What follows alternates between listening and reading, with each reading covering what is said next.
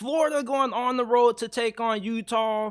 This is the second time that these two teams are going to be matching up against each other over the last 2 years. We saw last year's game ended up resulting in a classic, and I think that this year, the game could go a similar way. Utah is a 7.5 point favorite right now, and talking to a lot of people, there's a sentiment out there that Utah probably is going to run away with this game, and I don't know if I can share that same opinion. I do get that there is a lot of skepticism about Graham Mertz being the starting quarterback for Florida this year, but one thing that you got to understand about Florida is that they're not going to overly rely on Graham Mertz to win games. As a matter of fact, the key to Florida having a successful season is going to be how good they're going to be able to run the football in this matchup. And Utah is a team that's very physical, very good running the football. They got a very good offensive line, and they're very good against the run themselves.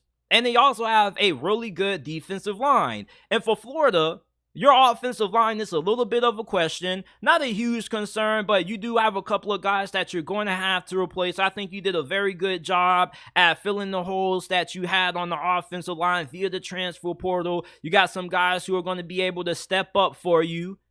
For Utah, last year, they lost because Anthony Richardson was just looking like a superstar out there. He just had one of those superstar kind of performances that anytime Florida was in a hole, Anthony Richardson would make a play and dig Florida out of it. And Cam Rising threw the game-sealing interception in the red zone that pretty much sealed the win for the Gators. And Utah, you know they're looking for some revenge.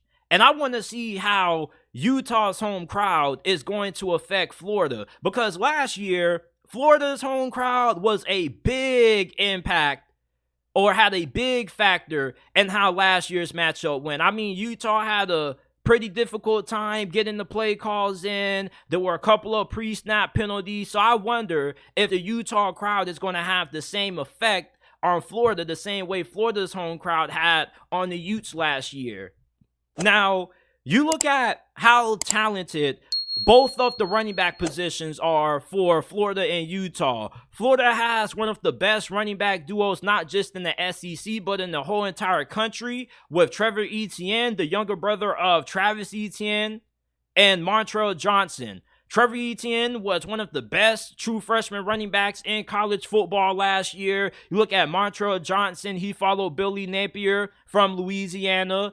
They have a really good running back tandem.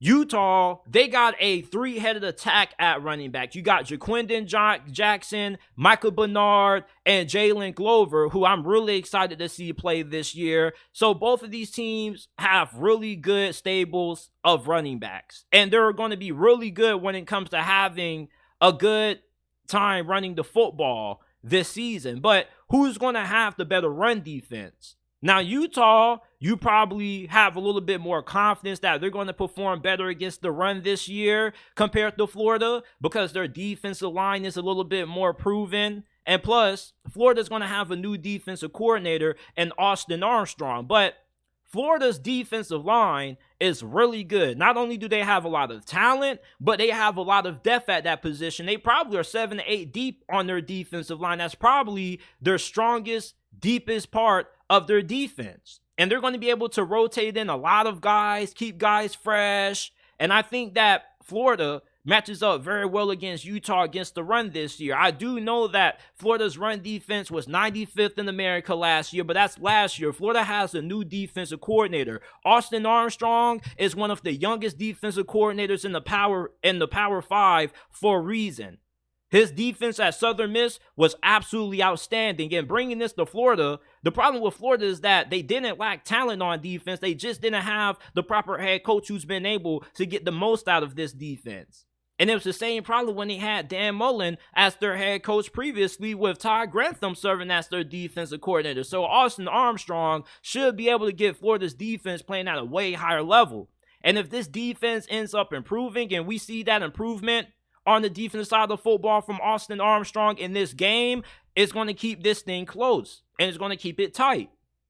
And for everybody that is concerned about how Florida's passing game is going to be against Utah's defense, we need to pay a little bit of attention to Utah's passing game against Florida's defense. They do have Cam Rising, one of the best quarterbacks in the Pac-12, one of the more better quarterbacks overall in all of college football. But his weapons that he's going to be throwing to this year is really shaky. Your best receiver is Devon Vile, and Utah fans aren't really the highest on him. And this isn't coming from me, this is coming from Utah Utes fans themselves, who said that Vile is an okay receiver, but he's not a true number one.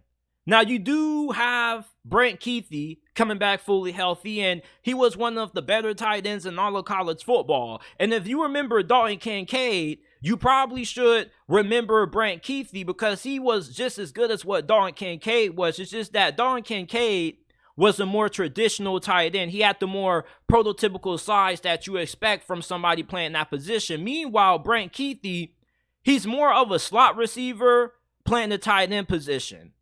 And Brent Keithy, I think he's going to have a big role in this offense, in this game. They're going to be targeting him really heavily. And if Florida can find a way to limit Brent Keithy's effectiveness in this passing attack and force Cam Rising to have to find guys like Devon Vile and the other receivers that are on Utah's offense, I think they could cause Utah's offense or their passing attack to struggle a little bit. I think Cam Rising is a really good quarterback, but in big games, I don't think he always plays the cleanest football. As a matter of fact, in some of Utah's biggest games last year, like against UCLA, I don't think he played all that well. So I think when you look at Cam Rising in this game, if you can eliminate Brent Keithy early, I think it kind of puts a little bit more pressure on him. I don't know how good your pass rush is going to be this year. I do think that you're going to have a really good run defense. I don't know what to expect from the pass rush. And going against the offensive line that Utah has is going to test out just how good that pass rush is going to be this year.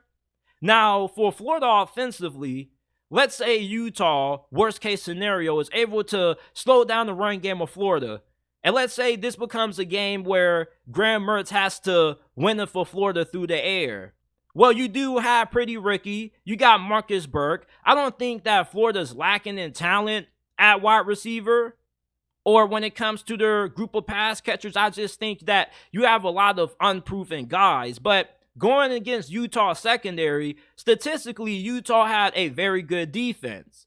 But if you watch Utah play last season, you would know that this defense had a tendency to give up a lot of big plays in bunches at times. And Florida, even though they may not have a lot of proven talent, I think that they do have a good amount of speed and athleticism at wide receiver. And when you look at a guy like Marcus Burke, with the kind of size and length that he has, if you're Graham Mertz, you can find him on some 50-50 balls, try to see if you can get him to come down with some contested catches. I think Florida's going to have to try to stretch the field on Utah's defense. I don't think Florida's passing attack is going to find success just running simplistic short routes and checkdowns all game. You're going to have to stretch the field if you're Billy Napier. And I think they are going to have the ability to do that with how inconsistent Utah's secondary was at times last year. And Utah has a very good defense overall. But I don't think that this defense is good enough that they're just going to shut down Florida's offense completely and they're going to hold Florida to 10 points. And I'm wondering who's going to be able to really take control of this game, because both of these teams have the same kind of philosophy. They want to be physical, they want to run the football down your throat, and they also want to play smothering defense. Who's going to be able to accomplish those keys? So even though I think that Utah probably is going to win this game because they are playing this game at home, I do think that this probably should be a pretty close game. I don't know if Utah covers the 7.5. I probably would take Florida with the under. Even though Utah has the more talented roster, I don't think it's by all that much. Florida does recruit pretty well. Utah may be ahead of them in some positions, but this is week 1 of the season. And the best time for games to be very close when you have a game that kind of looks a little one-sided on paper is that teams tend to come out a little bit rusty. And around this time last year, there were people who thought that Utah was a sure thing to beat Florida, and we saw how that game went with Anthony Richardson. This year, you're not going to have Anthony Richardson to bail you out, but you are going to be a team that's going to be less dependent on the big play backyard football ability of Anthony Richardson, which is why you could be a little bit excited for Graham Mertz. And I think as long as Florida can keep their run game going in this game and they don't find themselves down multiple possessions, I think they're going to have a good shot at winning this thing. Now, is this game going to be a potential Florida W? I doubt it. I still expect Utah to pull off the win because they're playing at home. They got the better team. But with this being a week one matchup and teams in week one kind of starting out a little bit slow, a little bit rusty, you typically see more mistakes and more turnovers early in the season versus later on during the season when teams start to get a little bit more comfortable. They start to get a little bit more locked in. So I think there are some advantages that do play in Florida's favor.